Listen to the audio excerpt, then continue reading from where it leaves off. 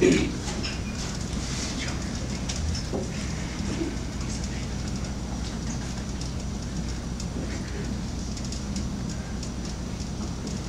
morning I awoke clutching your name with such reckless devotion that it turned to dust.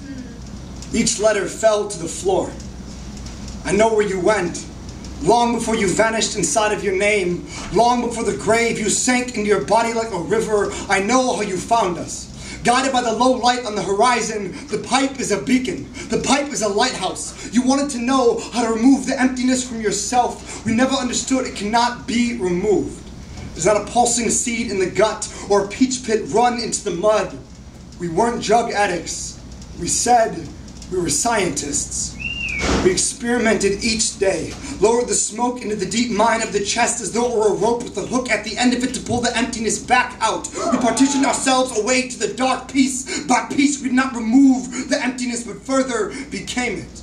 The mind of the addict is cunning enough to convince the body it is not dying.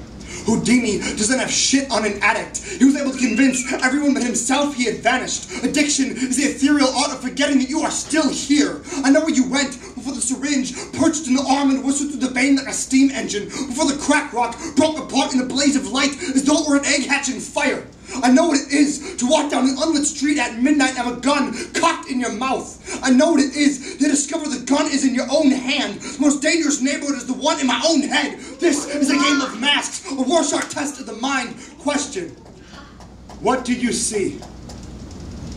Anything I want. This is the magic of perception. The difference between an addict and one who is drowning is the one who is drowning knows it.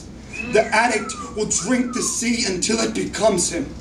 Even now, 5 years sober, when I smell whiskey from across the room, my mouth still waters. I've not fed my skin a blade for nearly a decade for fear of what I might let out. What sleeps must one day wake, even when you sneak through your own life like a thief. I have spent whole nights lying awake asking why I made it, and you didn't. I can see your death pouring on the outskirts of town as you vanished inside the needle in your arm and I swayed from the edge of a bridge. Neither one of us was any more deserving of this life.